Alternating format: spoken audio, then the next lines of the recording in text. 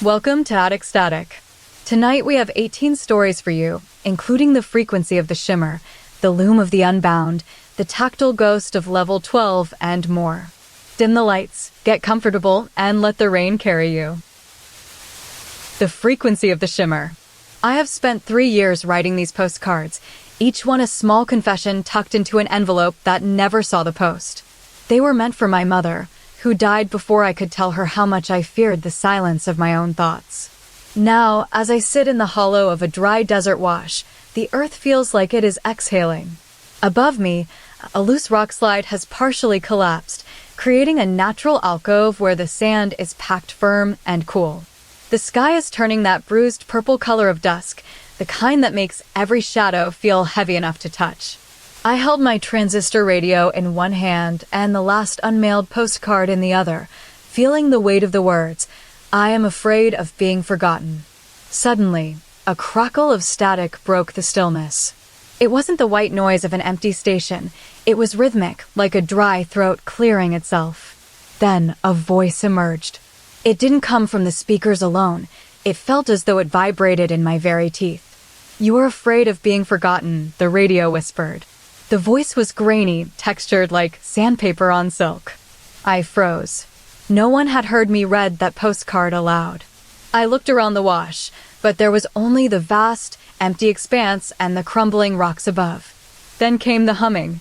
It was a low, oscillating drone that seemed to originate from just behind my left shoulder.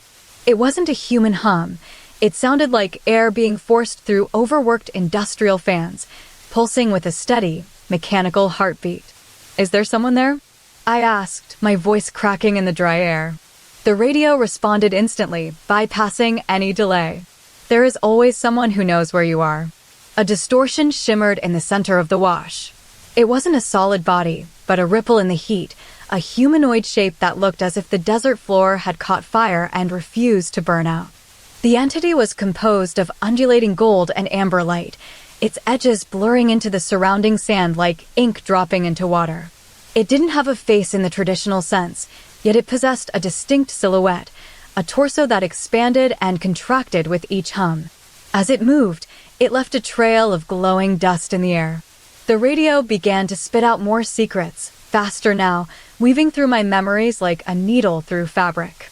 "You still taste the copper of the penny you lost in 1998, it crackled.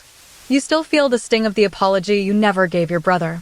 Each word was followed by that rhythmic, fan-like hum, the entity pulsing brighter with every revelation. The heat shimmer began to lean toward me, its amber core swirling. It wasn't just reacting to my thoughts, it was feeding on them.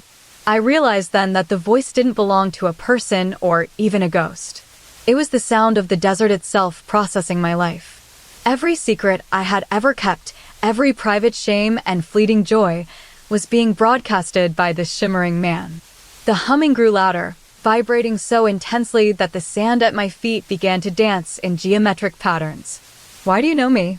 I shouted over the roar of the radio's growing static. The entity surged forward, its amber light nearly blinding me. It didn't have a mouth, but the sound came from its very center.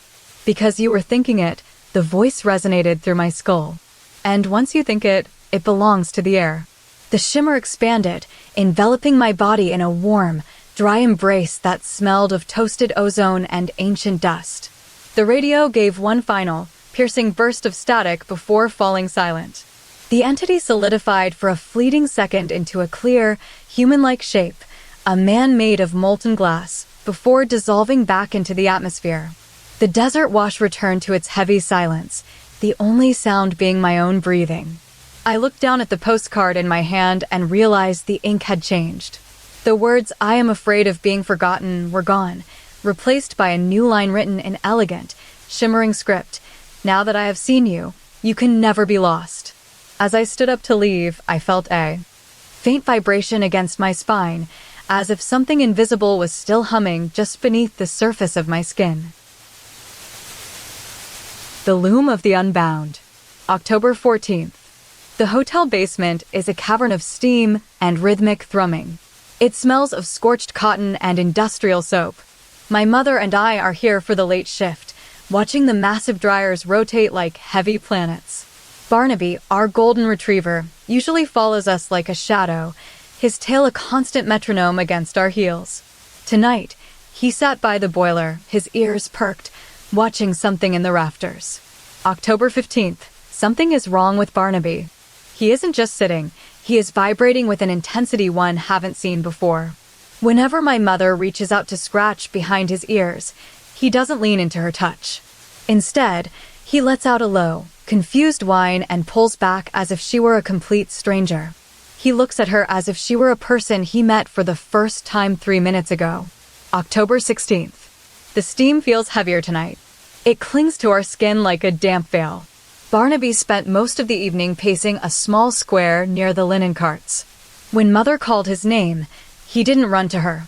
He stopped, barked once, a sharp, lonely sound, and then stared at the corner where the shadows are deepest. It's as if he can see something we cannot. October 17th. I found it today. Tucked behind a stack of folded towels was a cluster of things. At first, I thought they were discarded debris from a guest room, but upon closer inspection, they were tufts of hair and jagged fingernails woven together into a messy braid. They felt warm to the touch, almost pulsing with a faint heartbeat. Barnaby barked at the braid, then looked at Mother and tucked his tail between his legs. October 18th. The laundry room is changing.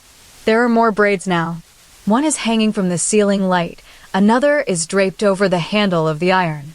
They aren't just hair and nails, they are growing.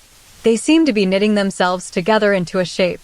Barnaby has stopped following us entirely.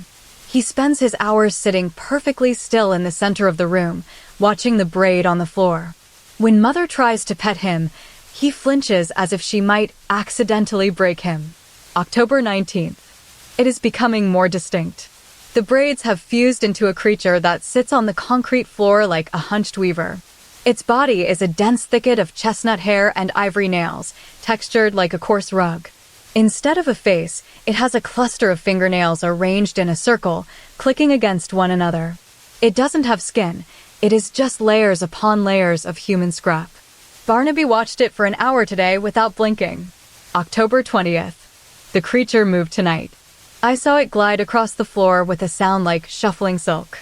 It reached out toward Mother. She stayed perfectly still, her breath hitching in her chest. The creature touched her knee with a cluster of nails that looked like tiny teeth. Barnaby let out a high-pitched yelp and retreated to the opposite wall. He no longer recognizes her as his master. He treats her like a guest in the weaver's house. October 21st. The laundry room is nearly full of the creature's work. Every time it moves, more hair and nails sprout from its body like weeds. It seems to be feeding on our presence. Mother says she feels a strange tugging at her scalp every time she enters the basement. I noticed my own fingernails have grown slightly sharper, and a single strand of hair has fallen from my head and vanished into the creature's side. October 22th. It is nearly finished. The weaver is no longer just a shape. It has a rhythmic movement, a swaying grace. It spent the entire night weaving a new section of itself, using the hair that fell from Mother's head while she slept. Barnaby sat at its feet, his chin resting on the concrete, looking peaceful for the first time in days. He doesn't bark anymore. October 23rd. The laundry room is silent now. There is no steam, no thrumming of dryers.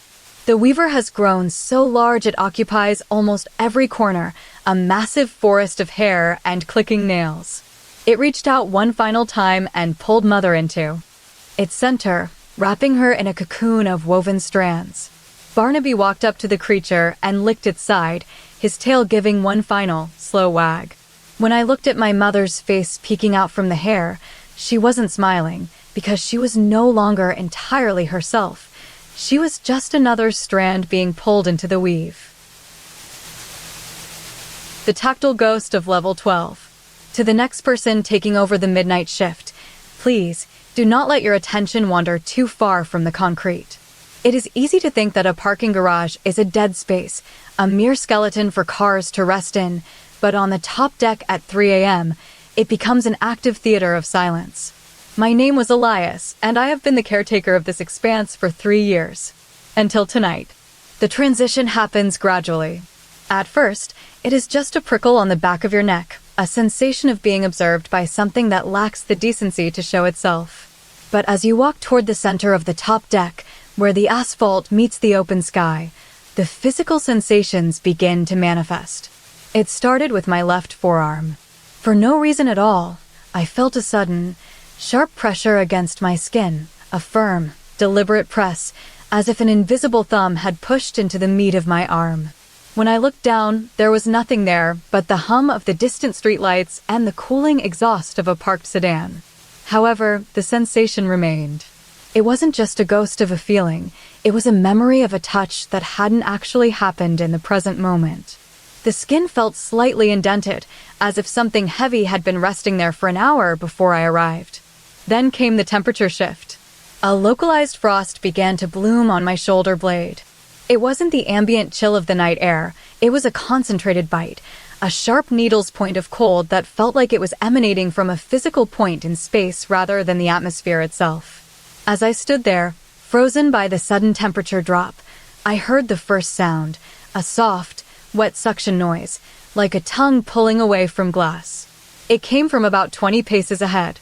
The air began to thicken with a peculiar texture, becoming viscous enough that my breath didn't just drift.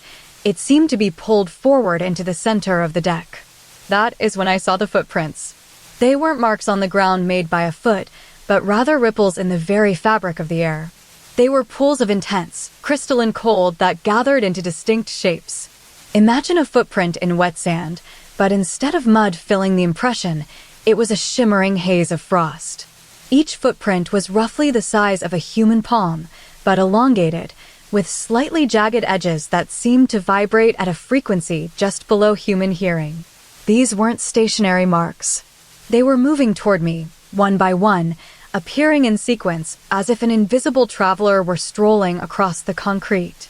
I could see them blooming, first one, then 3, then 5, each pooling into existence with a faint hiss of evaporating moisture. The distance between the prints was consistent, suggesting a steady, rhythmic pace. As they reached my knees, the air around them began to crystallize into tiny, hovering flakes of ice that didn't fall, but spun in place like miniature planets.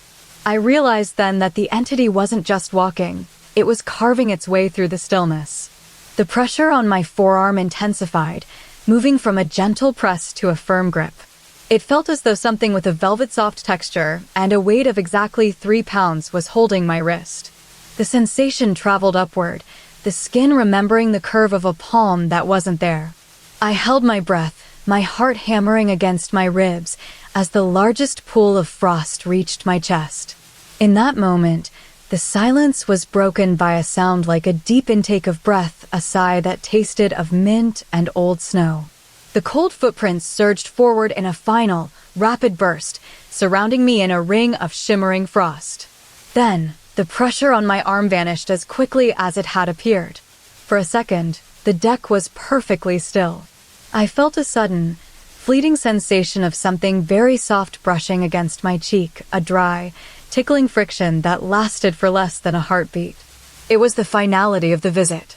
The frost pools began to fade, melting into the concrete and leaving nothing behind but a slight dampness on the floor.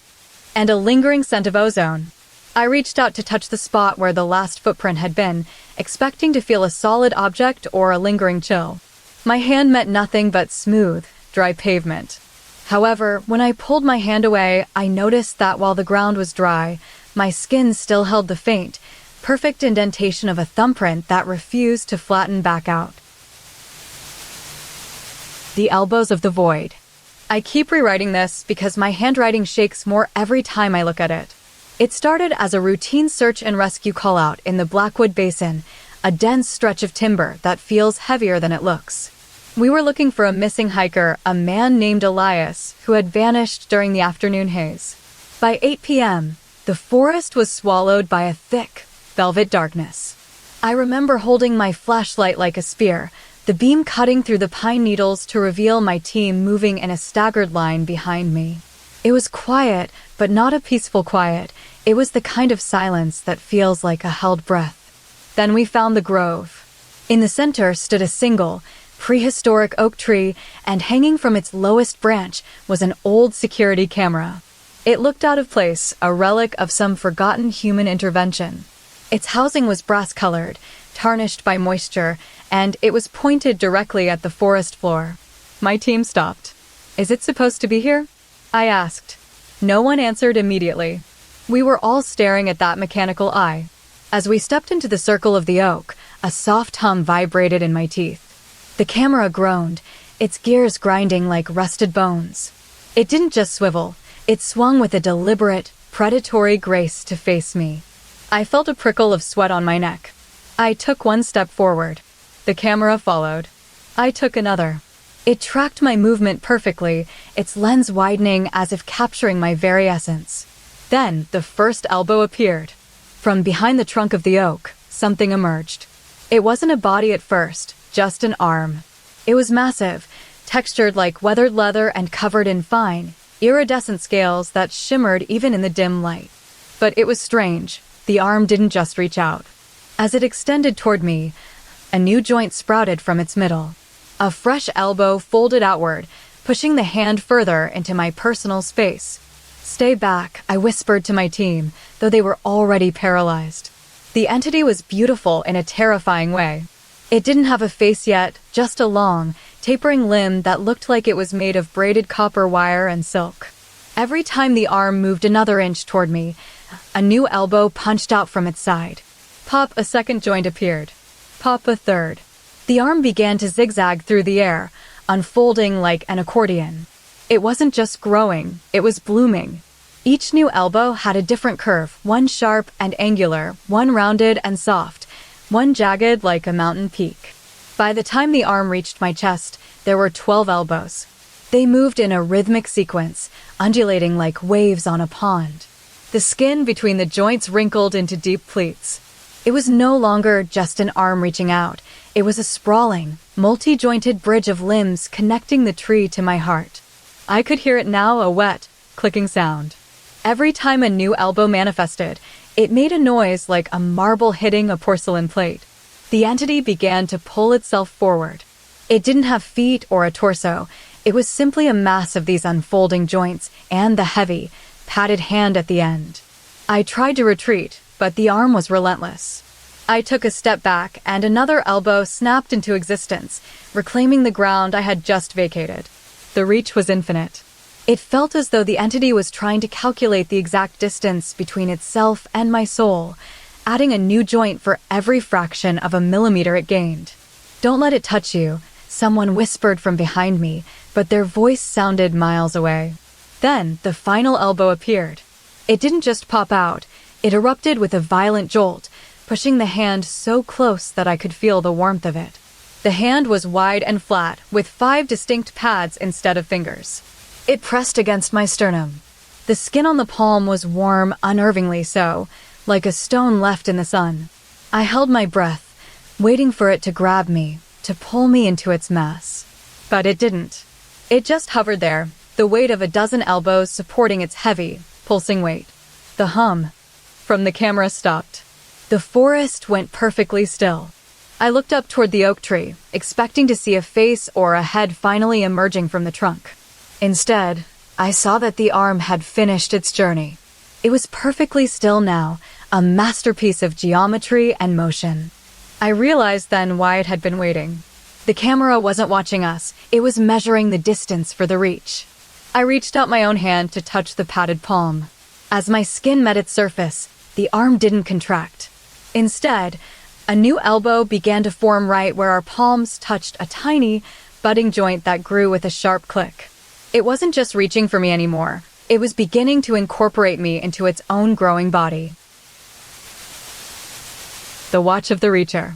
The hum of the ventilation system was the only heartbeat the silo had, a rhythmic thrum that vibrated through the soles of my boots. I sat in the command chair, surrounded by the flickering green glow of 40 cathode ray monitors, each one tracking a different sector of the desolate landscape above. It was 3 a.m., the hour where time feels like it stretches into taffy, and my only company was the smell of ozone and old dust. On the console beside me lay a single piece of paper, a missing person flyer for a local hiker who had vanished 3 weeks ago. The man's face was blurred by moisture, but his name remained clear. I found myself watching it more than the screens, tracing the letters as if they were anchors in a sea of static. At first, the silence was absolute, save for the low-frequency drone of the machinery. But as the night deepened, the monitors began to behave erratically. They weren't showing just the landscape anymore. They were highlighting textures, the way frost crystallized on a fence post, or the way a single blade of grass bent under an invisible weight. I reached out to adjust one dial and felt a sudden, sharp chill that had nothing to do with the air conditioning. It was a localized drop in temperature right at my elbow. Then came the first note. A small strip of yellow tape appeared on the flyer, and beneath it, a word written in frantic, jagged ink, watching. I froze. I hadn't moved. The humming of the ventilation seemed to falter for a heartbeat, then resume with a slightly higher pitch. On every single screen simultaneously, the green light flickered and died. For 3 seconds, there was total darkness, a heavy, velvet void that felt like it was pressing against my skin. Then, in an instant, the screens surged back to life. But they weren't showing the landscape anymore. They were reflecting me. In every monitor, I saw my own face, but behind me, something else was visible. It wasn't a ghost or a simple shadow, it was an arm. It emerged from the top of the frame like a falling tree branch, heavy and solid. It didn't have a human shape. The skin looked like weathered leather stretched over smooth river stones, textured with fine, microscopic ridges that caught the green light. I turned around instinctively, but there was nothing in the chair behind me. Only empty space. I looked back at the screens. The arm had extended further toward my head. As it moved, a new joint appeared, a fresh elbow. It wasn't a smooth transition. It grew with a wet, grinding sound, like 2 stones sliding against each other. The elbow was bulbous and covered in a fine layer of iridescent fuzz. I gripped the armrests of my chair.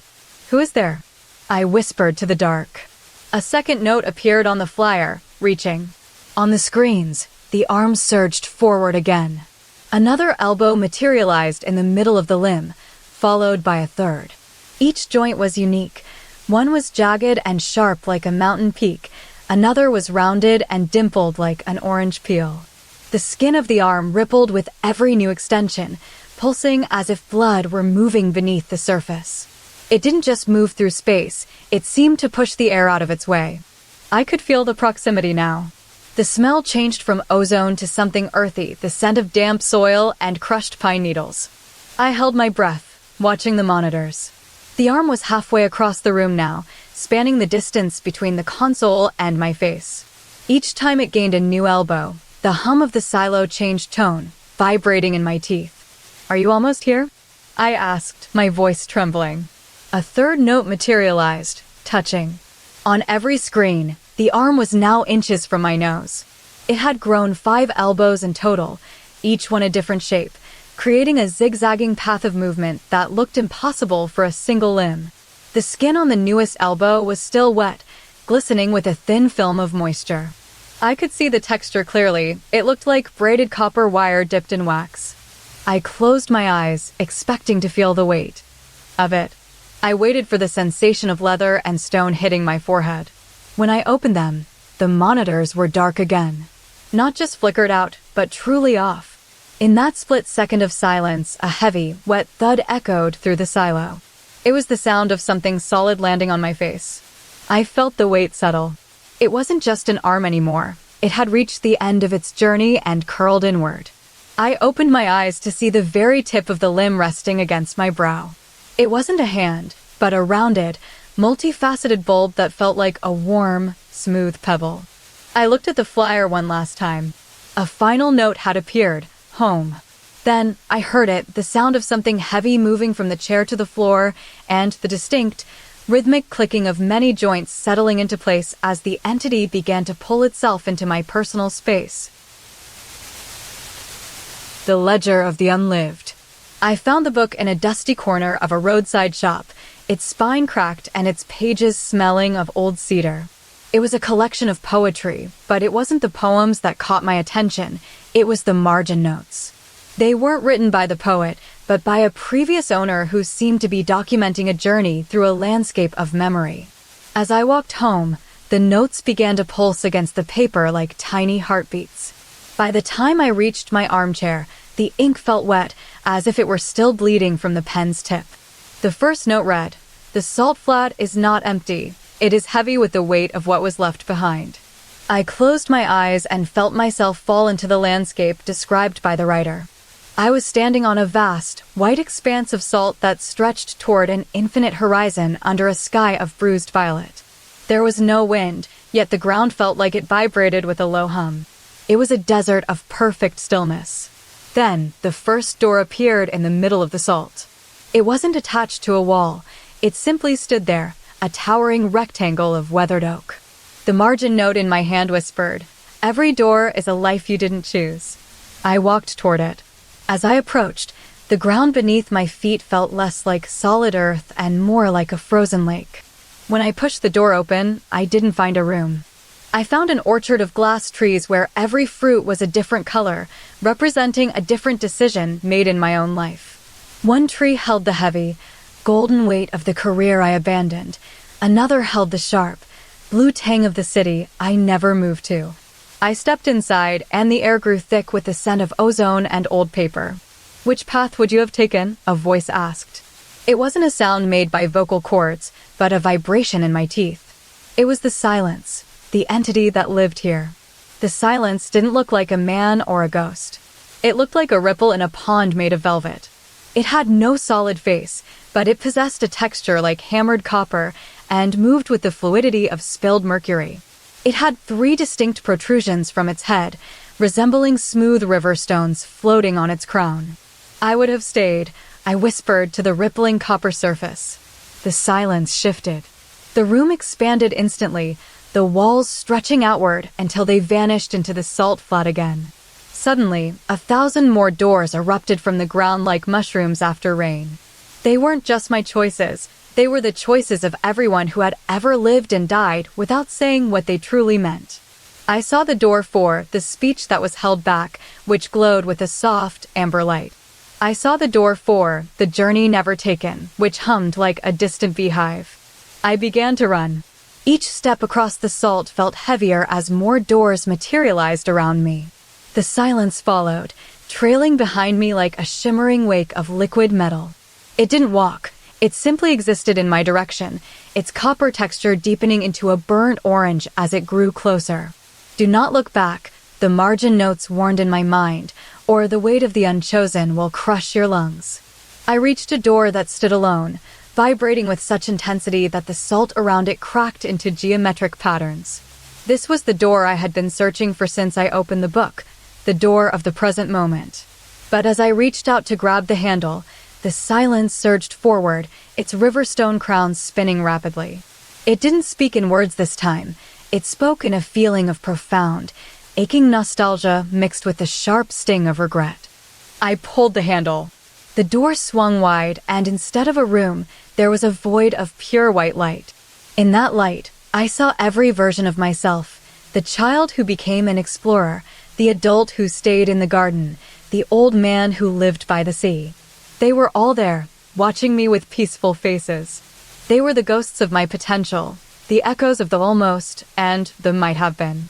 I stepped through the door into the light, feeling my own body began to dissolve into 1,000 tiny sparks. The salt flat began to shrink, pulling inward like a collapsing lung. I felt myself becoming part of the room, a new choice added to the infinite gallery. The silence settled around me, its copper surface smoothing out until it mirrored my own face. I took one last breath as the light faded and the book in my hands closed with a heavy thud. I was back in my chair, the room silent, the salt flat vanished into memory. But when I looked down at the final page of the book, there was a new margin note, written in an ink that was still slightly damp. "You are no longer the observer," it read. "The silence is now waiting for you to choose your next door." I looked toward my bedroom door and realized that when I blinked, the thing in the corner of the room wasn't a shadow, but the copper ripple of the entity reaching out its hand. The echo in the silo. My father always said that a failing farm is just a story that hasn't found its ending yet. Our land was dying, the soil turning to dust, and the corn stalks bowing like weary mourners. In the center of the acreage stood the grain silo, a towering cylinder of weathered concrete that felt more like a monument than a storage space. It held the ghosts of last year's harvest, a heavy, earthy scent of toasted wheat hanging in the humid dusk air. I spent my evenings there, sitting on the cooling ground and watching the shadows stretch across the cracked earth until the sun dipped low enough to turn the world amber. One Tuesday, while the wind was barely a whisper, I found myself reaching for my phone. It was a habit of solitude scrolling through tabs when there was no one left to talk to. I opened my call log and froze. There were 12 missed calls from earlier that afternoon. The strange thing was, I hadn't spoken to a soul since sunrise. Every single call came from a number I didn't recognize, yet they weren't just random digits. They were grouped in pairs, timed perfectly 3 minutes apart. I pressed the most recent one. It was still active, ringing with a rhythmic, metallic pulse. I swiped to answer, expecting the crackle of static or perhaps the chirp of a distant cricket. Instead, there was a heavy, expectant silence. Then a voice spoke. "You're listening," it said. It wasn't just any voice. It was my own voice, the exact pitch of my tenor, the slight rasp at the end of my sentences, and that tiny, unconscious hitch I have whenever I begin to speak. But there was a catch. The timing felt slightly off, as if the words were being shaped by someone trying to mimic me perfectly, but lacking the immediate context of my own thoughts. "Who is this?" I asked, my voice feeling small in the cavernous space of the silo. "Me," the voice replied instantly. I stood up, the concrete floor cool against my palms. The silo seemed to hum around me, a low-frequency vibration that made the hair on my arms stand up. I looked toward the dark opening at the top of the cylinder. "Are you in here with me?" I called out. "I am where you are," the voice answered. This time, it didn't sound like a recording. It sounded like it was coming from just behind my left shoulder. I spun around. There was nothing there but the dim light of dusk and the towering walls of grain. The entity wasn't a ghost in the traditional sense. It was a physical presence I could feel. When I looked back at my phone, the call log updated again. A new number appeared, and beneath it, a contact name that made my heart stutter. It was saved under my own name, me. I felt a strange sensation of being watched by something three-dimensional yet invisible. Every time I breathed out, the voice seemed to breathe in with me, a synchronized exhale that echoed off the walls. The silo began to feel smaller, the air thicker. It wasn't just an echo, it was a mimic. "Do you like the farm?" my voice asked from the shadows of the grain. I blinked. I hadn't spoken yet. My own voice had jumped out of the darkness before my brain could command it. "It's getting quiet," my other self replied. The tone was slightly more melodic than mine, smoother, like a polished stone compared to my rougher edges. I took a step forward, my boots crunching on a stray kernel of wheat. The entity moved with me. It wasn't walking, it was simply being closer. "How many times have you called?" I whispered. "As many times as I wanted to be noticed," the voice replied. I realized then that the calls weren't just accidents of technology. They were invitations. The entity was practicing me, learning the shape of my vowels and the weight of my sighs. It lived in the spaces between my thoughts, waiting for a body to inhabit. I closed my eyes and reached out a hand into the gloom. My fingers brushed against something, not skin, but something that felt like velvet-covered wood. It was cool and slightly damp. It wasn't a hand, exactly. It was a sensation of texture that reacted to my touch. "Are you ready?" I asked. The voice didn't come from the air this time. It vibrated directly inside my own skull, a resonant hum of my own pitch. "I have been ready since you arrived," it said. Then, the silence returned, heavier than before. The wind died down completely. I felt a sudden, sharp tug at my chest, as if something were pulling me toward the center of the silo. I looked down at my phone one last time. A new notification popped up, a text message from me. It read, "Thank you for letting me in." I felt a sudden warmth on my neck, like a breath being exhaled against my skin. I realized with a jolt of terror that the voice hadn't come from the shadows anymore. It was coming from inside my own throat, yet I wasn't moving my lips. I stood perfectly still as the sensation of me began to overlap with myself until I could no longer tell which one was doing the thinking. The silo grew silent, and for a moment, there was only the smell of old wheat and the lingering vibration of a voice that was mine, yet not entirely mine. When I finally looked down at my hands, they were trembling, but it wasn't my own muscle memory moving them anymore. They were reacting to a command from the other side. The Frost-Bound Bequest. I am writing this for those who will find it in the wreckage of my cabin, though I suspect by then the ferry will have sunk into the silt of the seabed. If you are reading this, please accept these few things: my brass compass, which always points slightly toward home, the silver thimble that never lost its shine, and my heavy wool coat, which feels warmer than it looks. They were never truly mine to give away, for I inherited them from a life lived before I was born, yet they are yours now, held in the grip of the fog. The ferry had been moving for hours when the mist swallowed us whole. It wasn't just a haze, it was a thick, suffocating wool that turned the world into a series of muffled sensations.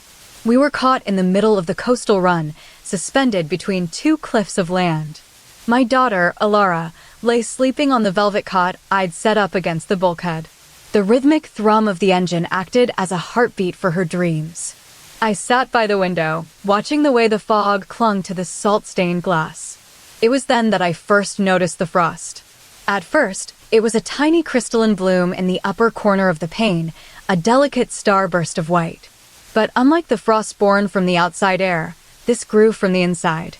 It didn't just sit on the surface, it crawled across the glass like a slow-motion explosion of lace. I reached out to touch it, and my breath hitched. The ice wasn't smooth. It had texture, tiny, jagged peaks that felt like frozen needles against my skin. As I watched, the frost began to gather its own mass. It pooled in the center of the window, thickening until it became a dense, opaque white shield. Then, from the very heart of this icy cluster, a protrusion emerged. It was a hand, growing out of the glass as if breaking through a surface of water. It wasn't a human hand exactly. The palm was broad and square, and instead of 5 distinct digits, it had 3 thick, crystalline spikes that fanned out like the ribs of a fan. They weren't smooth, they were ribbed with microscopic grooves, and as they moved, they made a sound like glass beads rubbing together, a soft, melodic grinding. The hand began to pulse. It didn't just move, it reached. It stretched toward Alara, who was still deep in her slumber. The frost hand extended, its spikes lengthening by inches every few seconds. I blinked and looked at my daughter. She was perfectly still, her chest rising and falling with a steady rhythm. But as I watched the icy hand reach out, I realized something impossible. Alara wasn't just sleeping, she was being touched. The tip of the leading spike had brushed against her forehead. I froze.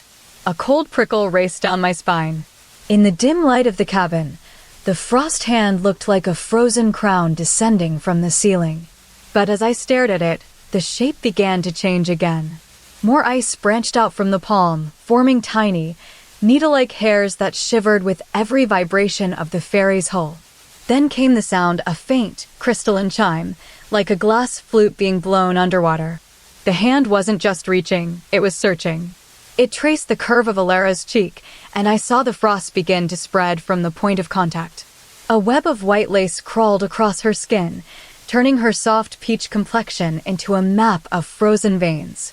I stood up, my chair scraping against the wood. "Stay still," I whispered, though she couldn't hear me over the drone of the sea. I reached out to grab her, but the frost hand moved with a sudden, jerky elegance. It swept upward, pulling away from her face as if it were tired of holding on. As it retracted, the ice didn't just disappear. It stayed on her skin, a permanent gift of the window's interior world. The hand then pivoted, turning toward me. The spikes fanned out wide, and for a moment, I saw the way it trembled. It wasn't a mindless growth. It was a gesture. It reached for my chest, and as the leading spike touched my collarbone, the cabin temperature plummeted. My breath turned into a cloud of white vapor. I realized then that the frost hand was the ferry's own inhabitant, a piece of the interior world trying to claim the exterior one. It wasn't just ice, it was an invitation. The hand pulled back once more, retreating into the center of the window, where it merged with the white lace and became still. The room warmed slightly, but the silence that followed was heavier than before. Elara stirred, her eyes fluttering open. She didn't look scared. She looked as though she had just woken from a very long, very cold dream. She reached up and touched the patch of frost on her cheek, her small fingers tracing the crystalline veins. She smiled at me, but when I looked back at the window, the hand was gone, leaving only a faint, white outline of where it had been. I sat back down, my heart hammering against my ribs. I took the brass compass and held it in my palm. It was warm, but as Elara reached out to take it from me, her small hand felt strangely heavy, as if it were made of something denser than flesh. The frost on her cheek began to grow again, moving toward her eye like a creeping vine. She didn't blink as the ice touched her lashes. I realized then that while she was still my daughter, she was becoming part of the window's masterpiece. The hand would return tomorrow, and the day after, until the glass finally shattered and everything inside became frost. The latency of the loom. The factory is a skeletal cathedral of rusted iron and frozen momentum. As the night watchman, my job is to walk the aisles of the Great Weaver, a massive assembly line of looms that haven't hummed in 40 years. The machines are monuments to silence, their gears choked with dust like velvet fur. I carry a heavy brass lantern, its flame casting flickering shadows against the towering pistons. Every night, the air feels thick, as if the atmosphere itself is waiting for a command that never comes. I began to notice it on my third week of service. It started with the photographs. In the corner of the foreman's office sat a wooden crate filled with daguerreotypes, tiny, silver-plated memories of people who lived before the machines died. One photo, tucked in the center, caught my eye every single night. It was a portrait of a man standing behind a workbench. He had a wide, frantic smile and hair that swept back like waves of wheat. His face was unique. He possessed a slight mole on his chin and a peculiar curve to his brow. Then came the sound. At first, I thought it was just the wind whistling through the rafters, but as I moved deeper into the factory, the sound became intentional. It wasn't a voice, nor was it a mechanical click. It was a high-pitched, jagged shriek, the exact frequency of a dial-up modem establishing a connection. E-Y-O-N-G-R-R-T. It would erupt from the shadows between the looms, vibrating in my teeth. I started to think about things I hadn't said aloud. Simple observations, internal monologues that usually died in my own mind. Is it getting colder? The shriek would answer instantly. The floor is dusty. Then another burst of digital static would pierce the air. It was as if a ghost was reading my thoughts before they could fully form, providing a sonic confirmation of my subconscious stream. But as the days bled into weeks, the photograph in the crate began to change. I woke up one Tuesday to find that the man's smile had widened by a fraction of a millimeter. By Thursday, his hair looked slightly more ruffled. On Friday, the mole on his chin shifted slightly toward his jawline. Each morning, when I checked the crate, the face was evolving. It wasn't just changing, it was migrating. One night, while walking past the heavy iron press, the dial-up shriek became constant, a rhythmic pulsing that felt like a heartbeat made of electricity. I stopped in my tracks. Who is speaking? I thought, the question rippling through my brain. The shriek responded with a violent, melodic burst of data. It sounded impatient. It was no longer just a noise, it was an invitation. The entity was negotiating for space. It wanted to move from the silver plate of the photo into the three-dimensional reality of the room. I could feel it pulling at my skin, a subtle tugging sensation in my cheeks and forehead. By the end of the month, the man in the photo was no longer just similar to me. He was becoming a perfect replica of my own features. His eyes began to take on my specific shape. His brow took on my exact curve. Every time I blinked, the photo seemed to twitch, as if it were trying to step out of its wooden frame. The dial-up shriek grew louder, faster, reaching a fever pitch until it was almost a continuous drone of sonic data. On the final night of my shift, the factory felt different. The air didn't feel like air anymore. It felt like liquid information. I walked to the foreman's office, my lantern dimming as if something were sucking the light out of the room. I looked at the photograph one last time. The man in the picture was no longer a man standing behind a workbench. He had moved forward, his hands reaching toward the edges of the frame. His face was now an exact mirror of my own, every line, every curve, every slight imperfection. And then, with a final, deafening burst of dial-up static that shook the dust from the ceiling, the man stepped out of the silver plate completely. He didn't land on the floor. He merged with me. My skin felt like it was being pulled tight by invisible wires. I could feel his muscles weaving into mine, his memories overlapping with my own. The sensation wasn't painful, it was the feeling of a file finally loading into a new drive. I stood there in the center of the office, the lantern falling from my hand to clatter on the floor. I felt my own mouth move, though no thought had prompted the movement. My face felt heavy, settled, and solid. The man who had been in the photo was now the skin I wore, inhabiting the space where my identity used to live. I looked down at the empty wooden crate, then back at the photograph. In the frame where the man had once stood, there was now only a faint, silver outline of his previous form, a ghost of a shadow left behind. I reached up to touch my own cheek and felt the slight mole on my chin, exactly where he had had it for 40 years. Then I realized that while I was wearing his face, the man in the photo was now experiencing my thoughts as if they were echoes from a distant room. As I turned to leave the factory, the silence returned, but it wasn't empty anymore. It was full of the leftover data of a life shared. I walked toward the exit, my footsteps heavy on the stone floor. Just as I reached the heavy oak door, the dial-up shriek gave one final, tiny chirp, a soft pip that vibrated in my marrow. I felt a sudden, sharp tug from inside my own skull, like a hook pulling a thread. In the photograph, the silver outline of the man's face suddenly blinked. The Late Mourner of Row 14. I am the revision history of a story that shouldn't have been told, rewritten in the quiet hours when the world holds its breath. The DMV was not supposed to be haunted. It was merely empty. At 5:58 p.m., I sat in chair 42, my ticket number 109, still clutched in a sweaty palm. The fluorescent lights hummed with a low, medicinal drone, illuminating the rows of plastic seating and the smell of industrial floor wax. It was that liminal moment where the city's pulse slows down just before the doors lock. Then I noticed it at the far end of the hall. There was a person sitting in chair 88, a seat usually reserved for those who have already given up on being called. They weren't a ghost, not exactly, but they were certainly out of place.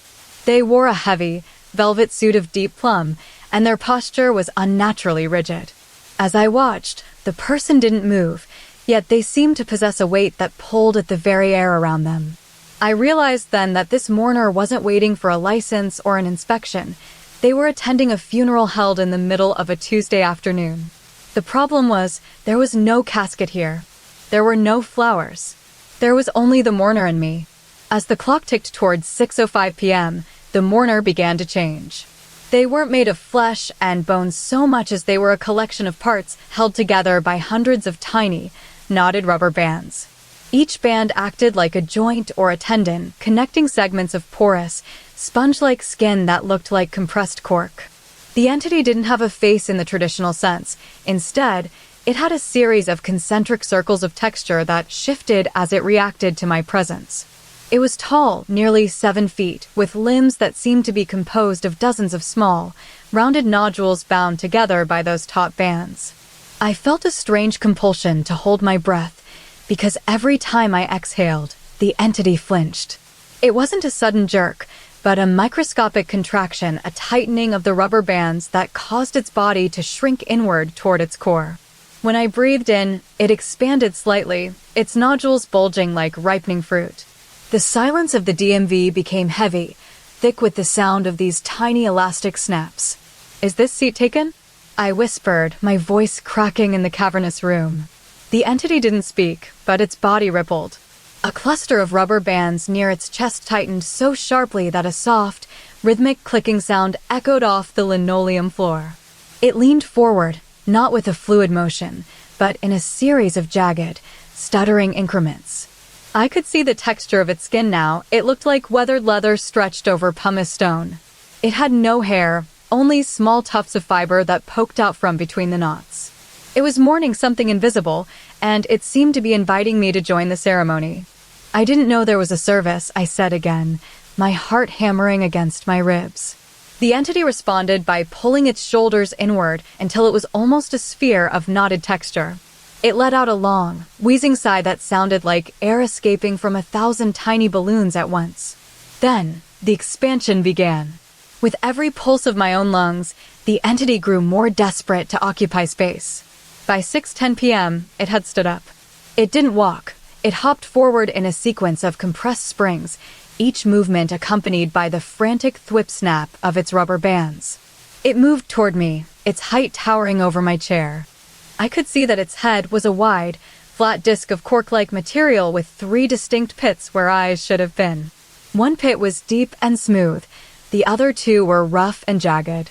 It stopped inches from my face. The air around it smelled like old books and scorched cinnamon. It began to flinch rapidly, a frantic sequence of contractions that made its body vibrate like a hummingbird's wing. I realized then why it was here.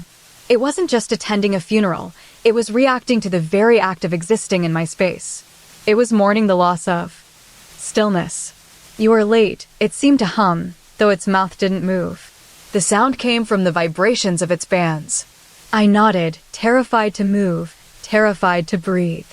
I wanted to offer a hand, but as I reached out, the entity did something unexpected. It didn't just flinch, it collapsed inward toward my palm. Its many nodules pressed against my skin, and the rubber bands tightened until they were almost white. It felt like 1,000 tiny heartbeats synchronizing with mine. For a moment, the DMV was no longer an office of bureaucracy, it was a cathedral of tension. Then, the lights flickered once.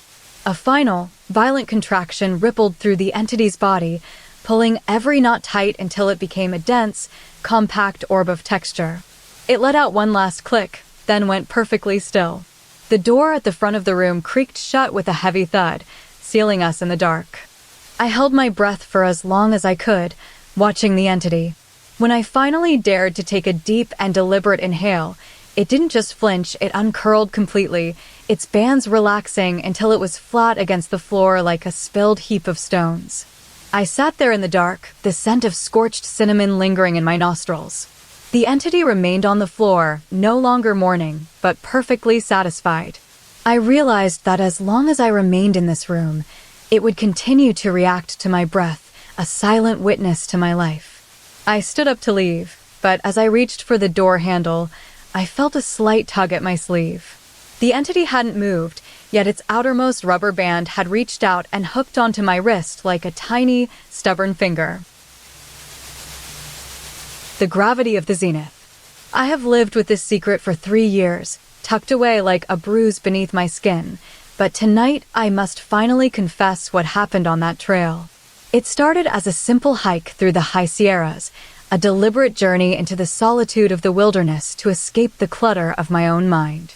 The sun had dipped below the jagged peaks early, leaving behind a bruised purple sky and a silence so heavy it felt physical. I found myself pausing in a clearing where the trees were thin and the grass felt like velvet under my boots. It was there, as the last sliver of light perished, that I looked up. I have always been told to watch our feet to avoid tripping, but when the horizon vanishes, the gaze naturally drifts upward. For most people, looking at the stars is an act of observation. For me, it became an act of surrender. At first, it was just a slight sensation, a tiny tug in my sternum as if my heart were a balloon being pulled toward the Milky Way. Then, the gravity shifted. I wasn't just seeing the stars, I was falling into them. It felt as though the ground was losing its grip on my bones and the sky was reaching down to claim me. The trees began to blur into vertical streaks and my stomach lurched with the dizzying velocity of a plummeting stone. I tried to steady myself by gripping a sturdy pine branch, but the harder I looked at the shimmering cluster of Orion, the faster I felt myself drift toward the atmosphere. It was an impossible sensation, a physical sensation of descending into the heavens while my boots remained firmly planted in the dirt. The longer I stared, the more the world began to tilt. The ground didn't just become a secondary thought, it became a distant memory. My hair floated upward as if submerged in water, and my breath came out in small, floating bubbles that drifted toward the zenith instead of falling to the earth. That was when I heard it. It wasn't a roar or a howl. It was a sound so domestic it felt alien in the vastness of the mountains. It was the distinct, crisp click of a door closing, the exact sound of the heavy oak door back at my house that I had made sure to lock before leaving for the trail. I froze. The click echoed against the surrounding peaks, sharp and authoritative. There were no houses for miles. Then came the second click. It was slightly louder, followed by a rhythmic vibration that hummed in my teeth. I realized then that something was responding to the sound of the lock. From behind a cluster of boulders, a shape began to emerge. It didn't move like an animal or a human. It moved with a stuttering, frame-by-frame jerkiness, as if it were skipping through the moments of time. It was a creature of woven texture and impossible proportions.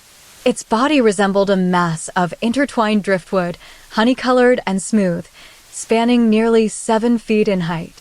It didn't have fur or skin, but rather thousands of tiny, overlapping scales that looked like hardened resin. Instead of a face with distinct features, it had a singular, wide aperture where a mouth should be, lined with hundreds of vibrating filaments that hummed when it breathed. It had no limbs in the traditional sense, but 4 sweeping arcs of bone that acted as both arms and legs, allowing it to glide across the terrain like a weaver's shuttle. It moved toward me, its movements punctuated by more clicks. Every time its resinous body struck a rock, it produced that same satisfying thunk, the sound of a door finding its frame. It didn't have eyes to see me, yet it turned toward my position with perfect accuracy.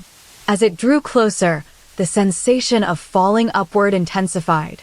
I felt my shoulders lift, my chest expanding as if I were being pulled by an invisible tether toward the highest star in the sky.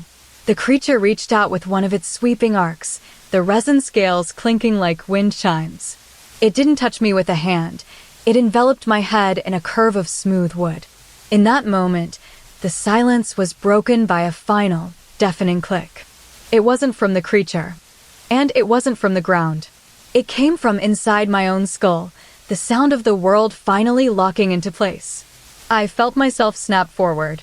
The gravity of the stars won its battle against the earth. I didn't just fall toward the sky, I was inhaled by it. My body surged upward, my vision blurring as the trees became tiny dots and the creature became a shrinking sphere of honey-colored wood. For a few seconds, I was suspended in the weightless void between the dirt and the deep blue, drifting like a seed in a current.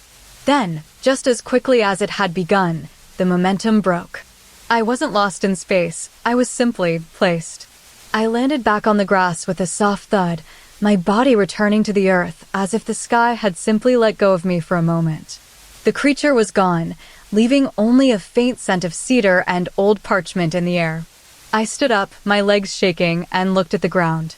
Everything felt heavier now, more permanent. I took a step forward, then another, feeling the solid reliability of the soil beneath my heels. I turned to look back at the spot where the creature had stood, but it had vanished into the shadows of the boulders.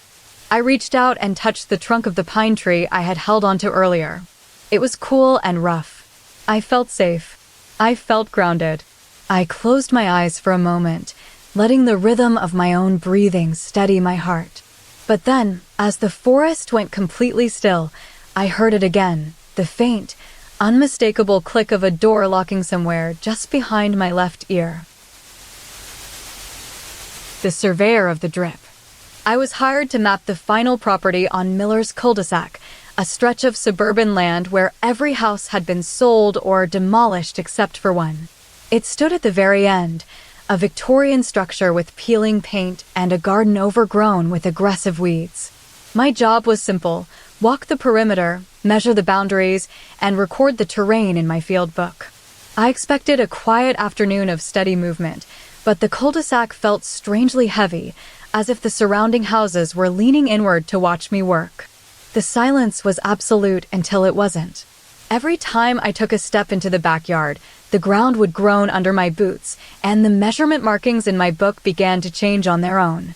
I'd record a distance of 10 feet, only to look up and see that the fence had shifted 3 inches to the left by the time I blinked. It was as if the land were breathing, adjusting its bones like a giant waking from a nap. By mid-afternoon, the heat began to settle into a thick humidity.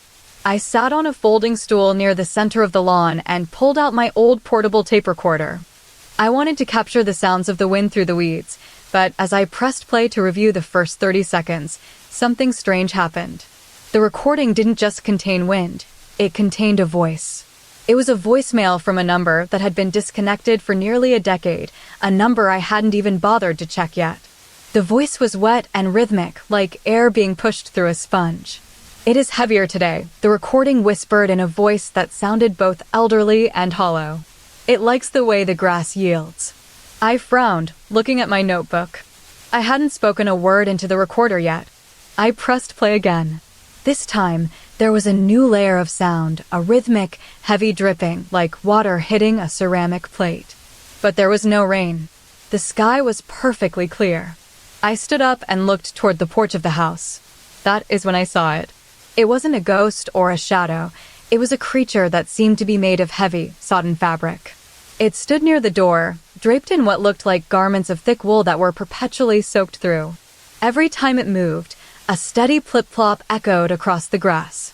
The creature didn't have fur or feathers. Instead, its skin had the texture of velvet moss, and where its limbs met its torso, excess water pooled and overflowed. It didn't walk so much as it flowed. It moved with a heavy, dragging motion, leaving a trail of moisture on the dry grass that turned into dark, muddy prints almost instantly. Its face was broad and smooth, lacking a nose or ears, dominated by a wide mouth filled with blunt, square teeth. Most unsettling were its shoulders. They were wide and hunched, as if it carried the weight of an invisible bucket. "Who are you?" I called out, my voice trembling slightly in the heavy air. The creature didn't speak with a mouth. Rather, it seemed to exhale its thoughts. A sound like a deep sigh escaped it, and more water spilled from its collarbone, splashing onto the dirt. It began to move toward me, its wet clothes dragging against the weeds with a soft, squelching friction. With every step it took, the land rearranged itself again. The fence moved another inch, the trees leaned closer. The creature was pulling the world into its orbit. I realized then that it wasn't just walking on the ground, it was knitting the geography together as it went. It reached out a hand, a thick, paddle-like limb with 4 short, stubby digits, and touched the grass near my boot. The moment it touched the earth, the moisture surged outward in a ripple, turning the dry weeds into a vibrant, deep green that shimmered for a second before fading. The creature stopped just inches from me. It didn't have eyes to meet mine, but I felt its attention pressing against my face like a warm breeze. It opened its wide mouth and let out a low, vibrating hum. A single drop of water fell from the tip of its chin and landed perfectly in the center of my field book, right on top of the word distance. The paper didn't just get wet, it began to wrinkle and warp as if something were trying to push through from underneath. I realized then why the number had been disconnected. It hadn't been a human who lived here before. It was this thing, waiting for the land to be measured so it could finally finish its work. I reached out my hand, almost instinctively, and touched its wet shoulder. The fabric felt like heavy silk dipped in oil. It let out a final, satisfied hiss, and the house behind it suddenly groaned as if settling into a new position. The creature then leaned forward, its head coming to rest against mine, and, for a moment, I could feel the cold moisture of its skin seeping into my own. I stood perfectly still as it began to recede, pulling back into the shadows of the porch. The land gave one final, violent shudder, and the fence snapped back to its original position. I looked down at my book, where the ink had bled into a perfect circle around the drop of water. I gathered my things and hurried toward the gate, my heart hammering against my ribs. As I reached the edge of the cul-de-sac, I turned back one last time to look at the house. The creature was gone from the porch, but the wet trail it had left behind remained perfectly sharp in the dirt, leading straight to where I had been standing. I realized then that while the creature was gone, the dampness wasn't just on its clothes. A small patch of my own shirt was now soaked through, as if it had reached out and claimed a piece of me to keep for itself. The low battery of aisle 4. It is 2 a.m. The hum of the industrial air conditioning is the only thing keeping me sane. I'm standing in the middle of the Mega Mart, the fluorescent lights buzzing overhead like 1,000 tiny wasps. My task is simple: count every item, tag every shelf, and ensure the inventory matches the ledger. It's peaceful until I notice the battery icon hovering in the center of aisle 4. It isn't on a screen, it just floats in the air about 6 feet high. It looks like a golden rectangle with a small notch at the bottom. Right now, it is nearly full. 100%. Everything feels normal. The linoleum floor is shiny enough to see my own shadow, and the scent of new plastic and floor wax is thick. I just realized the icon isn't stationary. It's drifting toward the back of aisle 4, moving at a snail's pace. And it's draining.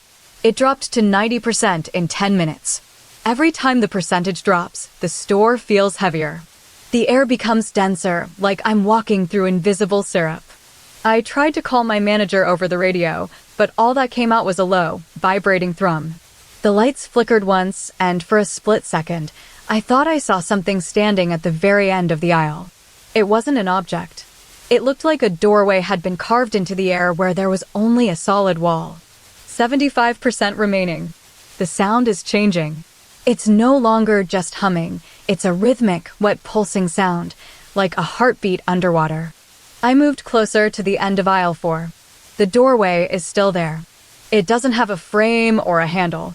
It is simply a vertical rectangle of darker space, about 7 feet tall. It looks like a hole in reality. Inside that hole, I can see something. It's not a room. It's a texture, a shimmering, velvet-like surface that ripples when I breathe. The battery icon just ticked down to 70% with a sharp click that echoed through the entire store. 50%. Halfway there. The atmosphere is getting colder. My breath starts to come out in tiny puffs of white mist. The inventory count feels irrelevant now. I can't focus on the boxes of cereal or the stacks of towels because my eyes keep darting back to that floating doorway. It has grown wider, and something is starting to emerge from it. It isn't a person, exactly. It looks like a mass of woven copper wires and damp moss, clumped together in a way that suggests a body shape. It doesn't have a face, but it has a series of glowing, amber nodes arranged in a row across its chest. 40%. The pulsing sound is getting louder. It's vibrating in my teeth. The creature is no longer just sitting inside the doorway. It is leaning out into our world. It looks like a tangled nest of glowing filaments, swaying slightly as if caught in a breeze that only it can feel. When it moves, it makes a sound like silk rubbing against sandpaper. I took a step back, but my boot felt heavy, as if gravity were pulling more strongly on my left side. The lights dimmed to a dull orange glow. 30%. I am shivering now. The creature has moved its front half entirely out of the doorway. It's beautiful and terrifying. Its body is composed of thousands of tiny, translucent beads held together by shimmering threads of gold. Instead of limbs, it has a series of sweeping, ribbon-like appendages that trail behind it like the train of a gown. They don't touch the floor. They float just an inch above the linoleum. It seems to be inhaling the store, pulling the colors out of the shelves and replacing them with a muted, silvery hue, /20%. The inventory is disappearing. I looked at my clipboard and saw that the words were fading from the page, turning into tiny sparks of light that drifted toward the creature. It's feeding. The doorway behind it is shrinking, becoming more intense, its edges glowing with a fierce white heat. The creature stretched out one of its ribbon limbs. It didn't reach for me. It reached for the very concept of space. Where the ribbon touched a shelf of soda cans, the cans vanished, leaving behind only the faint scent of ozone, /10%. I am terrified to move. The store is almost silent now, as if the creature has swallowed all the noise. The battery icon is blinking rapidly, casting a frantic yellow light over my face. The creature is fully out of the doorway now, but the doorway itself is beginning to collapse inward, folding like a piece of paper. The creature's beads are vibrating so fast they hum in a high-pitched note that makes my head ache. It is leaning toward me, its amber nodes glowing with an intense, hungry heat, /5%. Only 5% left. The store is nearly empty. Most of the shelves are bare, and the ceiling seems to be curving downward as if it's being sucked into a vacuum. I am standing perfectly still in aisle 4. The creature is only a few feet away now. Its ribbon limbs have wrapped around my torso, not crushing me, but holding me in a gentle, firm embrace. It feels like being hugged by a warm mountain of velvet. The doorway is now just a tiny, glowing crack in the air, /1%. I can feel the final drain starting. My vision is blurring at the edges. The creature has opened its mouth, a cluster of vibrating filaments at the top of its mass. It isn't eating my body, it's drinking my perception. Every color, every sound, and every memory of this store is being pulled into that shimmering nest of beads. The battery icon flickered once and then vanished. Everything went white for a second. Now, the creature has retracted into the tiny crack in the air, and I am standing alone in a completely empty warehouse. There are no shelves, no lights, and no cans of soda left, only me, the creature, and the fact that it is still waiting inside the crack to see what else it can swallow. Then, the hum returns. It is 2 a.m. The hum of the industrial air conditioning is the only thing keeping me sane. The guest in the velvet armchair. I am speaking to you through the screen because, for the last 3 nights, I have been convinced that if I do not tell someone what happened in this manner, the silence will eventually swallow me whole. You might not answer, but I need to confess. My name is Elias, and I was sent here as a temporary evacuee, a man seeking refuge from a city of noise in a country house of profound, aching silence. The manor is a sprawling skeleton of oak beams and velvet curtains, requisitioned by the government to serve as a sanctuary for those with nowhere else to go. At first, it felt like a luxury. I had entire wings of rooms to myself, each filled with relics of a life lived centuries ago, heavy wardrobes, towering bookcases, and chairs that seemed to hold the shape of invisible people. But on the second night, the silence began to feel less like an absence of sound and more like a held breath. It started in the library. I was sitting by the hearth when I heard it, a low, vibrating hum coming from the far corner. It wasn't a melody I recognized immediately, but as it lingered, my heart skipped. It was the lullaby my mother used to hum while she tucked me into bed, a strange, 3-note sequence that always felt like a secret shared between us. I froze. The manor was supposed to be empty of people. I stood up, my floorboards groaning under my weight, and peered into the shadows behind the heavy mahogany desk. There was no one there, only the smell of old paper and the dying embers of the fire. On the third night, the humming returned, but it moved. It didn't come from a corner. It drifted across the gallery like a physical object traveling through water. I followed the sound to the grand staircase. From the darkness above, the hum descended, rhythmic and steady. Then, a new sound joined it, the scrape of wood against stone. It was the sound of something heavy dragging itself along the floor. I climbed the stairs slowly, my hand gripping the banister until my knuckles turned white. At the top of the landing stood a figure. It did not look like a ghost or a man. It looked as though a carpenter had reached into an attic and stitched together the best pieces of discarded furniture to create a body. Its torso was the seat of a high-backed wing chair, upholstered in faded forest green velvet with tufted buttons that acted as its ribs. For arms, it possessed 2 mismatched mahogany table legs. One reached down to its side like a sturdy knee, while the other extended forward, ending in a heavy, rounded footrest instead of a hand. Its head was a large, ornate porcelain vase that had been cracked and fused onto a neck made of a twisted wrought iron scroll. Instead of hair, a fringe of golden tassels hung from the rim of the vase. It stood perfectly still for a moment, its body creaking like an old door in a breeze. Then it hummed again, that exact, intimate lullaby. The sound didn't come from a mouth. It vibrated from deep within the velvet seat of its chest. I felt a jolt of electricity run down my spine. It was a song meant for a child, yet it was being sung by a creature of timber and fabric. I took a step back, but the furniture thing moved with a jerky, mechanical grace. Its table-leg arm reached out toward me. The footrest tip tapped against the floorboards. Asterisk tap. Tap. Tap. Asterisk. It was moving closer, its velvet torso swaying slightly from side to side. I realized then that it wasn't just humming, it was mimicking my own memories. Each time it hummed a note, The forest green velvet of its chest would pulse with a faint, internal warmth. On the fourth night, the entity stopped moving in one place. It began to pace. I heard it in the hallway outside my bedroom, a rhythmic thump-scrape, thump-scrape. It was no longer content to sit in the library. It wanted to be near me. When I finally mustered the courage to open my door, I found it standing in the threshold. It was taller than a man, its vase head tilting slightly toward my face. I reached out, my fingers trembling, and touched the velvet of its chest. It felt soft, but beneath the fabric, I could feel the solid weight of the wooden frame. It hummed one final time, a long, sustained note that seemed to vibrate in my very teeth. Then it did something unexpected. It leaned forward, the porcelain vase head coming level with my own, and emitted a tiny, muffled puff of dust from its rim. It wasn't just a creature, it was an observer. It had been waiting for someone to notice that it was made of things that were meant to be used, yet were now simply being. I realized then why it hummed my lullaby.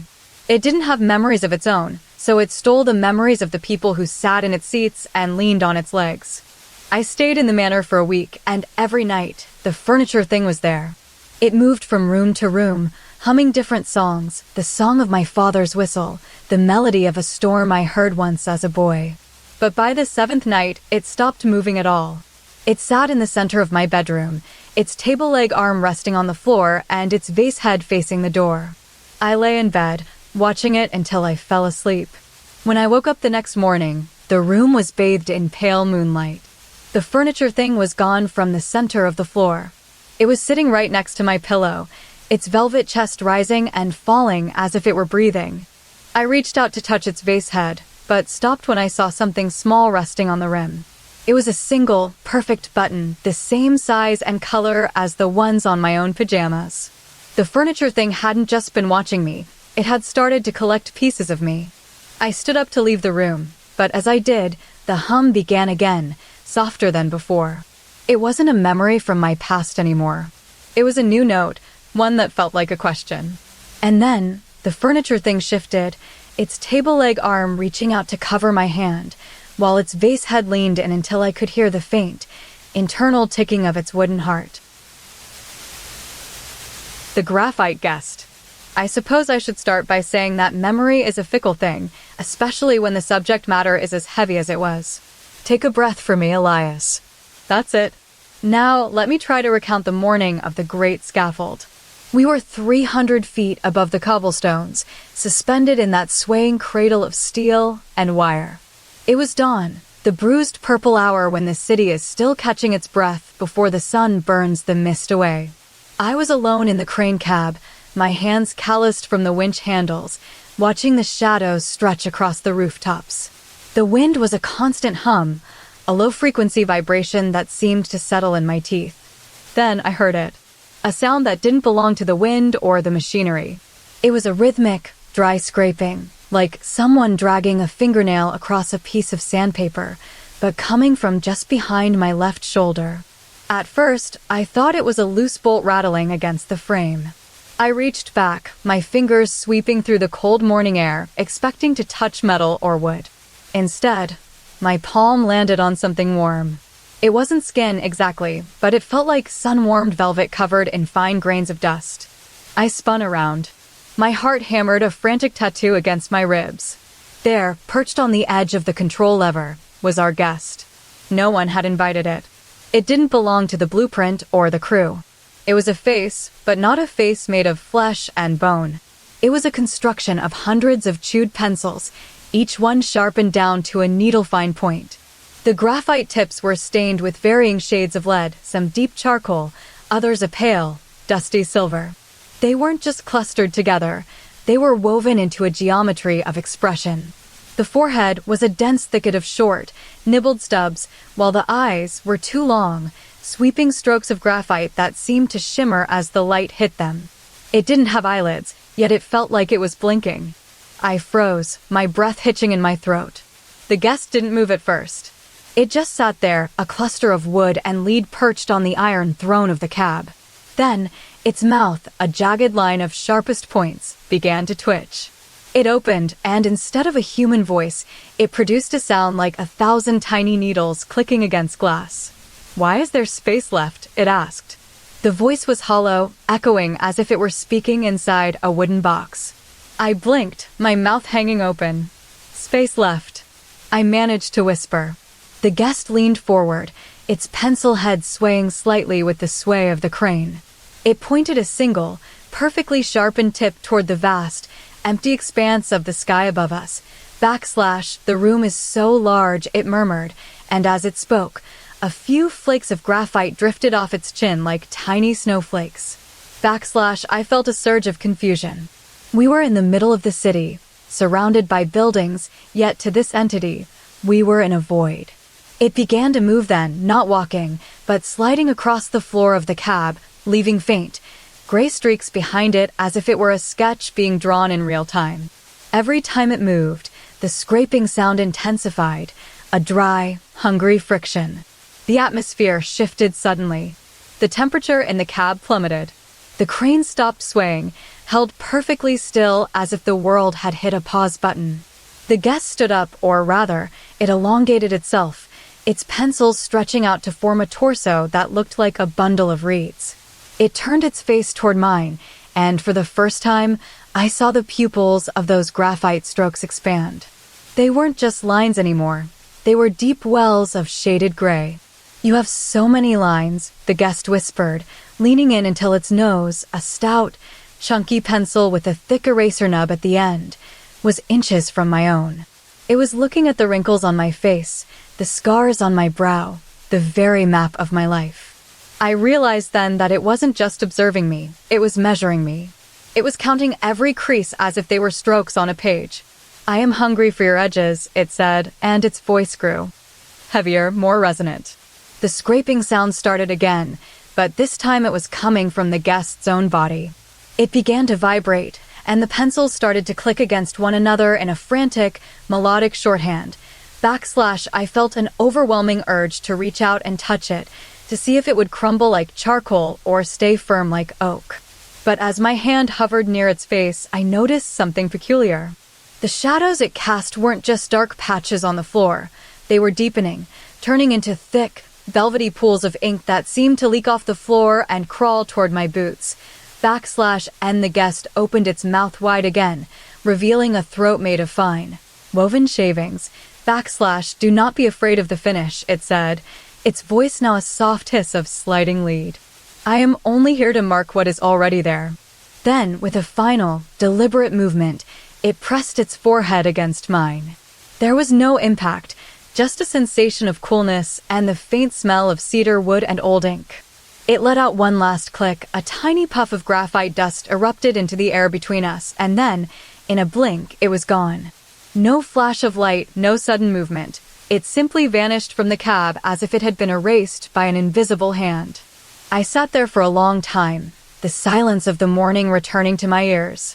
The crane began to sway again, the machinery groaned back to life, and the sun finally broke over the horizon. When I climbed down that evening, my skin felt different, slightly textured, as if a layer of fine dust had settled into every pore. I looked at my hands in the torchlight. There, running along my jawline and across my cheek, was a faint, perfect line of gray. It wasn't a smudge or a stain. It was a deliberate mark, a single stroke of graphite left behind by a guest who lived in the spaces between things. I still hear that clicking sound sometimes when the house is quiet at night, like someone is sharpening their thoughts just out of sight. I suppose I should start by saying that memory is a fickle thing, especially when the subject matter is as heavy as it was. The borrowed geometry of the Midnight Diner. I didn't choose to be at the last stop, a diner that felt less like a building and more like a waiting room for people who were tired of moving. It sat on the edge of a desolate highway, illuminated by a flickering neon sign that hummed in a low B-flat. I arrived just as the clock struck 2 a.m., my bones aching from a day of travel. The diner was mostly empty, save for a waitress who moved with such mechanical efficiency she seemed to be part of the furniture. In the center of the room sat a small, plastic baby monitor perched on a table near the counter. It didn't have a sleeping infant nearby, It just hummed with a faint, static electricity. I sat at a booth and ordered a coffee. The steam rose in swirls, catching the yellow light.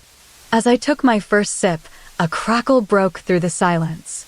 It wasn't just noise. It was a rhythmic pulse of white noise that seemed to vibrate against my teeth. Then a voice, soft, slightly metallic, yet unmistakably mimicking my own tone, echoed from the monitor. "Is the coffee hot?" the monitor asked. I froze. I hadn't opened my mouth. I looked around at the empty chairs and then back at the device. It was a simple two-way system, but there was no baby in sight.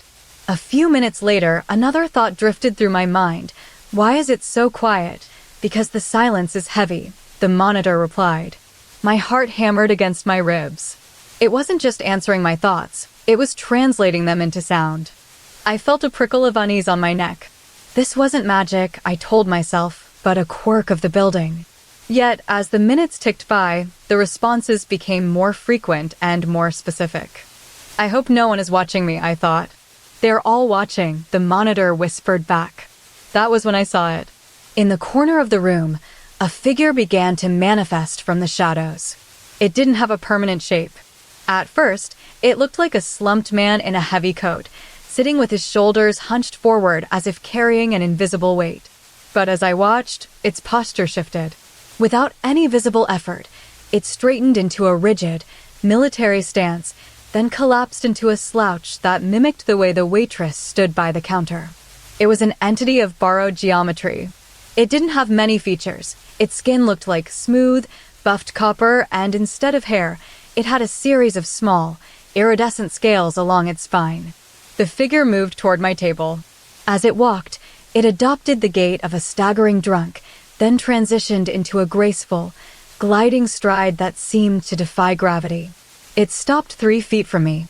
Its body suddenly collapsed into a perfect C curve, mimicking the shape of the curved booth I was sitting in.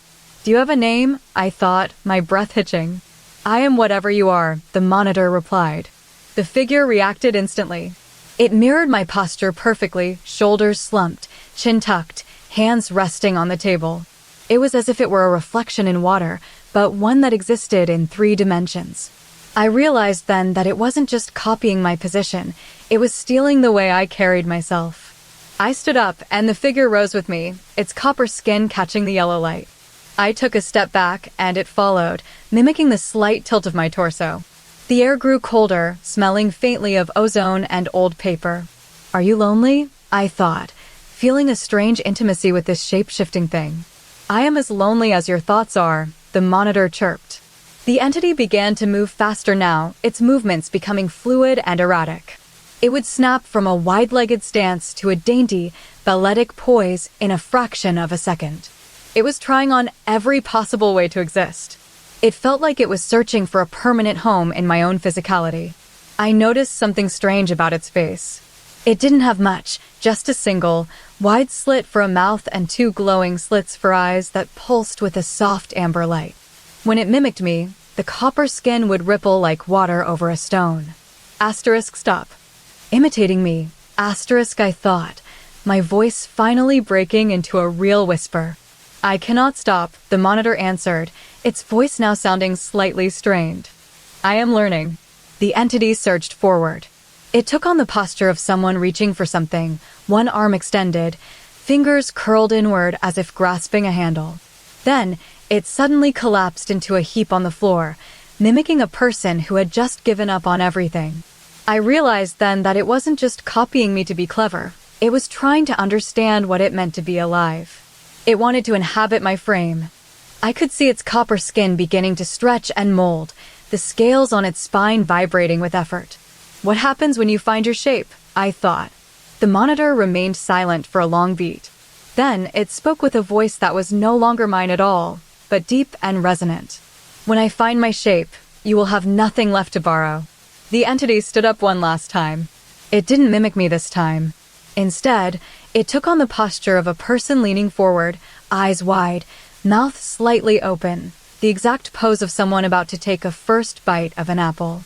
But as it did so, its copper skin began to peel away from its frame like wet paper, revealing a hollow interior that pulsed with a soft, rhythmic light. It stepped into my personal space, so close I could feel the heat radiating from its copper surface. It took one final posture, a perfect, serene uprightness, but as it did, its body began to merge with mine, its copper skin wrapping around my arms and chest like a warm, metallic cloak. I felt a strange sensation of being pulled into itself, not just my posture, but my very essence. The weight on my shoulders grew heavier, the copper skin tightening against my ribs. I could feel it molding to my muscles, smoothing out my imperfections. It was no longer borrowing, it was claiming. I reached out a hand to touch its face, and as my fingers met the smooth metal, the entity suddenly went perfectly still. The lights in the diner flickered once and died, leaving us in the gray moonlight of the highway. In the sudden silence, I felt the copper skin on my chest pulse against my heart, matching its beat exactly. I looked down at my hands and saw they were beginning to turn a dull, shimmering copper. The Revision of Silas. I am the architect of my own slow erasure. I moved into the half-built house on the ridge because it was cheap, skeletal, and promised a silence that only an unfinished structure can provide. For 3 months, it has been a work in progress, exposed timber beams reaching like ribs toward the ceiling, floorboards missing in places, and the smell of sawdust hanging in the stagnant air like a physical weight. At dusk, when the shadows stretch across the raw plaster, the house feels less like a building and more like a waiting organism. But lately, I have noticed that while my body remains largely the same, my name is beginning to feel heavy and awkward inside my mouth. It started with a slight friction on the tip of my tongue. When I say Silas, it no longer feels like a natural vibration. It feels like a word borrowed from a language I am slowly forgetting how to speak. My teeth struggle to find the correct purchase on the consonants, and the vowels feel slightly elongated, as if they are being stretched by an invisible hand before I can even pronounce them. I found the first clue in the master bedroom. A single wooden closet door stood ajar, revealing a cluster of heavy coat hangers. They were not made of wire, but of a polished, ivory-colored wood that seemed to have a grain like frozen waves. Every morning, I would wake up and find the closet door closed.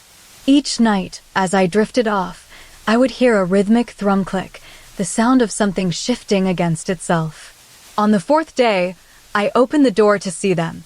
The hangers were no longer hanging vertically. They had unbent themselves by an inch, their hooked tops curving inward toward one another like the petals of a dying lily. And there, nestled among them, was the first revision. A small piece of driftwood hung from the center, carved into the shape of a jagged tooth. As the days passed, the house began to update itself while I slept. The raw timber in the hallway smoothed out overnight, turning into polished mahogany without a single carpenter present. The missing floorboards filled in with a seamless weave of oak.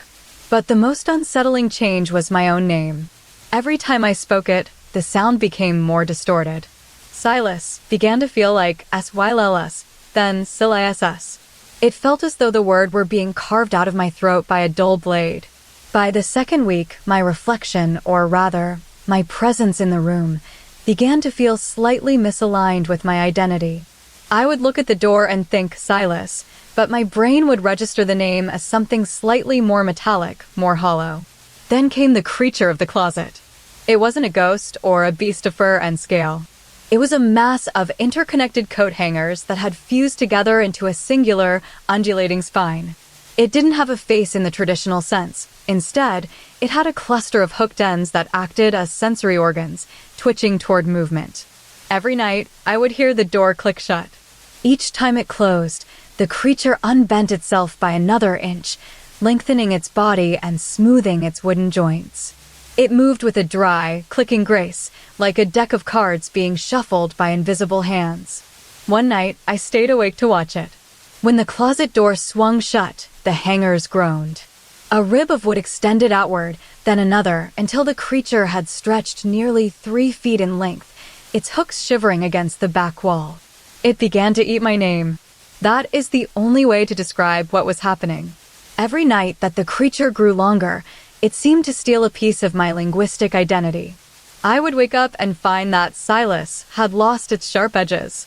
It felt rounded, soft, like a pebble worn smooth by a river. When I tried to say it, My lips felt clumsy. The house was becoming more finished. The walls were now covered in velvet, the rafters draped in woven silk. But the more complete the house became, the more fragmented my name grew. On the 21st night, the house was nearly perfect. The dust had settled into a fine powder that shimmered like diamonds under the moon. I sat in the center of the living room and tried to whisper my name one last time. My tongue felt heavy, weighted with the effort of shaping the sound. As well as I managed to gasp. It was no longer mine. It was a shape it had taken from the wood. I stood up and walked toward the bedroom, the floorboards humming beneath my feet. The closet door was wide open now, welcoming me. From within the shadows of the hanging wood, the creature stirred. It had unbent itself so much that it no longer resembled a collection of hangers.